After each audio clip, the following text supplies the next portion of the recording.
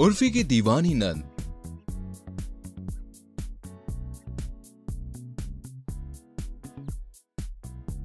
शैलजा को हमेशा से फैशन आइकॉन बनने का भूत सवार था। वहीं वो अपनी भाभी उर्फी से बड़ी ही इंस्पायर थी, क्योंकि उर्फी हमेशा नए नए तरह के कपड़े खुद ही डिजाइन करके पहनती, जो कि शैलजा को बहुत पसंद आते।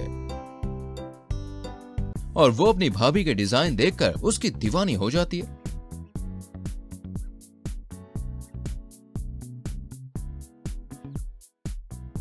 एक दिन सुबह सुबह, अरे यार मेरे मोजे नहीं दिख रहे।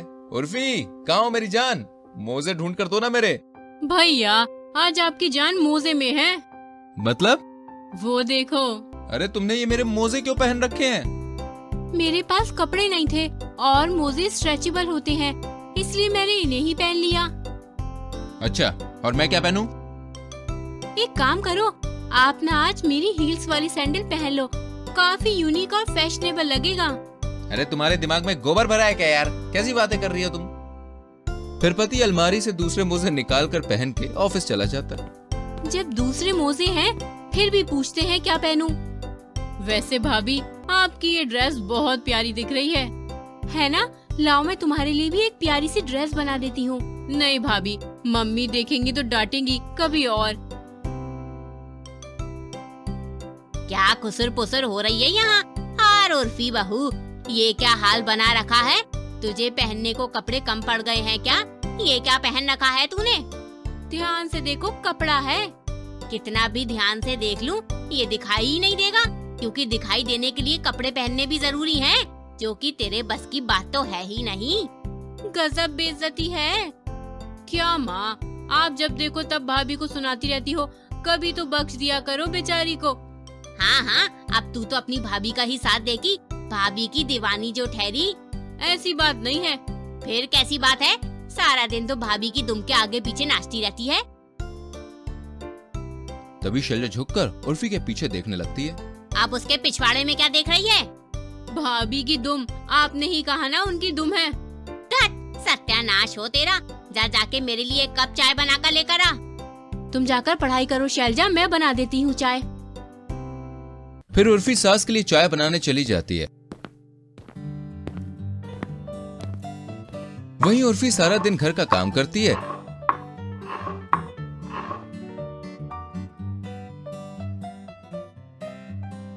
भाभी कुछ तो करो, वरना माँ मेरी शादी करा देगी और आपकी तरह मेरे भी सपने अधूरे रह जाएंगे। यू नो कि मैं आपसे कितनी इंस्पायर्ड हूँ, आपके फैशन की दीवानी हूँ। तुम मुझे इतना मानती हो तो मुझ पे भरोसा रखो, ये शादी तो मैं कभी नहीं होने दूंगी। वहीं शैलजा की माँ उसके लिए एक अच्छा सा लड़का ढूंढकर रिश्ता भी फिक्स कर देती है। भाभी अब क्या होगा? जो होगा मंजूरी खुदा होगा, देखती जाओ। शादी के दिन ही अब तो धमाका होगा। वहीं शादी के दिन, दुल्हन को बुलाओ, फेरों का समय हो रहा है। तभी शैलजा वहाँ पे आती है। सबकी बारातें आई, डोली तू भी लाना, दुल्हन बनाकर हमको सैया जी ले जाना। अरे यार गलत गाना गाया, ये वाला गाना गाना था। मेरे सैया सुपरस्टार, मेरे सैया सुपरस्टार, मैं फैन हुई इनकी, मेरे सैया सुपरस्टार।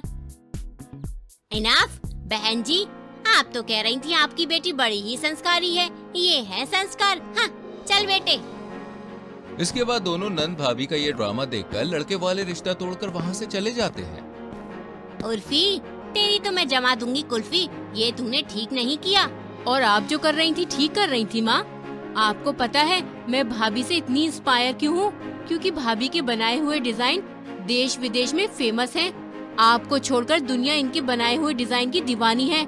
और ये जो आप इतने महंगे कपड़े और ज्वेलरी पहनती हो ना, सब इनकी ही बदौलत है, वरना भैया की 2 टकिया की नौकरी में क्या ही होगा।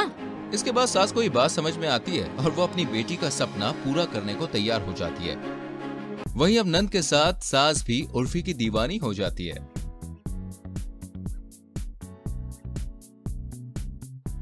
कोयल दिखने में बहुत ही सुंदर थी, लेकिन कोयल में एक ही समस्या थी कि वो बोलती बहुत थी, जिस कारण उसके ससुराल में सभी उससे बहुत परेशान रहते थे।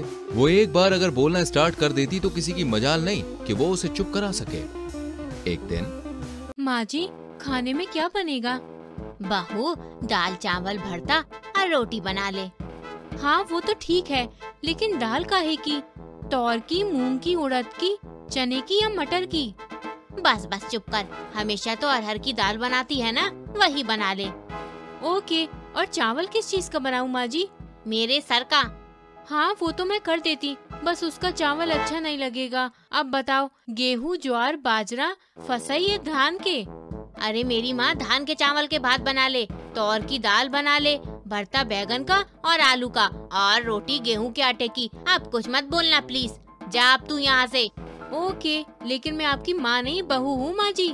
बेचारी सास बहू से परेशान होकर खुद वहाँ से चली जाती है। सासू माँ भी अजीब ही है, मुझे जाने को बोलकर खुद चली गई। अरे माँ कोयल, मैं घर आ गया। आ गए? हाँ हाँ देखो ना, आ तो गया। कब आए, कैसे आए, कहाँ से आए और क्यों आए? Shut up, nonsense.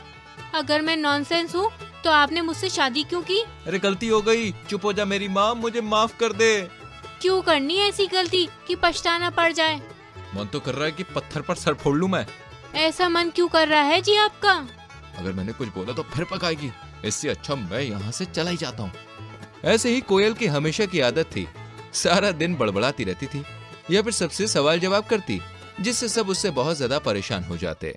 फिर एक दिन पति तैयार हो रहा होता है, तभी अरे मेरे जूते का सोल भी अभी निकलना था, एक काम करता हूँ, ग्लू से चिपका लेता हूँ। फिर पति फेविक्विक लेके आता है और जूते चिपकाने लगता है। वहीं बगल में बीवी तैयार हो रही होती है। अजी वो आपके पास में लिपस्टिक रखी है ना, दे दो ना। हाँ ये लो। लेकिन ये क्या, पति जल्दबाजी में लिपस्टिक की जगह कोयल को फेविक्विक पकड़ा देता है और वो ध्यान ही नहीं देती और अपने लिप्स पर लगा लेती है। ओह नो, ये क्या, मैं अगर लिपस्टिक से जूते चिपका रहा हूँ तो कोयल को मैंने क्या दिया? मंजीत कोयल को देखता है जो बेचारी शांति से खड़ी होती है और कुछ बोल नहीं पा रही होती है। कोयल डार्लिंग, अपनी कोयल जैसी आवाज से 4 शब्द बोलो तो जरा। अरे तुम तो बोल ही नहीं पा रही। इसका मतलब फेविक्विक के कारण कोयल की बोलती बंद। ये हुर्रे! क्या हुआ, इतना खुश क्यों हो रहा है? अरे माँ, खुशी की तो बात है। तभी मंजीत सामने कोयल को देखता है। खुशी की नहीं, बहुत गम की बात है माँ, कोयल ने गलती से लिप्स पर लिपस्टिक की जगह फेविक्विक लगा ली। क्या सच में? ये तो बहुत बुरा हुआ। मुझे पता है ये लोग बहुत खुश हो रहे हैं, एक बार मेरी आवाज आ जाए फिर मैं इन्हें बताऊंगी। कोयल के गूंगे होने की खुशी में घर वाले सभी पार्टी करते हैं कि अब उसकी बड़बड़ भाई किसी को भी सुनने को नहीं मिलेगी। वहीं कोमल भी चुपचाप सभी घर वालों को काम करके देती रहती है और कुछ बोलती नहीं है। अब सब बड़ा ही सुकून में थे कि कोयल के बेतुके सवालों के जवाब नहीं देने पड़ रहे और उसकी किचकिच से भी पीछा छूट गया। कुछ दिन यूं ही मजे से कट जाते हैं, लेकिन धीरे धीरे ये सूनापन घर वालों को अब खलने लगता है। बहू की आवाज कितने दिन से नहीं सुनी, बहू की शांति बिल्कुल भी अच्छी नहीं लग रही है। हाँ माँ, भले ही ये सारा दिन रेडियो की तरफ बजती थी, लेकिन इसके बजने में भी एक अलग ही सुकून था ना। भाभी की चप्पड़ चप्पड़ तो मुझे भी नहीं पसंद थी, लेकिन पता नहीं क्यों इनकी आवाज जब से नहीं सुनी अच्छा नहीं लग रहा है मुझे। मैं आज ही कोयल को डॉक्टर के पास लेके जाता हूँ। फिर मंजीत कोयल को डॉक्टर के पास ले जाता है और कोयल का ट्रीटमेंट होता है, जिसके बाद वो फिर से बोलने लगती है। अरे मेरी कोयल, कुछ बोल दो। क्या बोलूं जी, और कैसे बोलूं? कहाँ तक बोलूं, कितना बोलूं और कहाँ से बोलूं? मुंह से? क्यों, पिछवाड़े से बोलने का इरादा है क्या तेरा? नहीं, बोलना तो आगे से ही था, लेकिन कुछ नहीं, तेरी आवाज ना सुनो तो मन नहीं लगता, सुनो तो दिमाग ही काम करना बंद कर देता है। बहू तू भी क्या चीज है?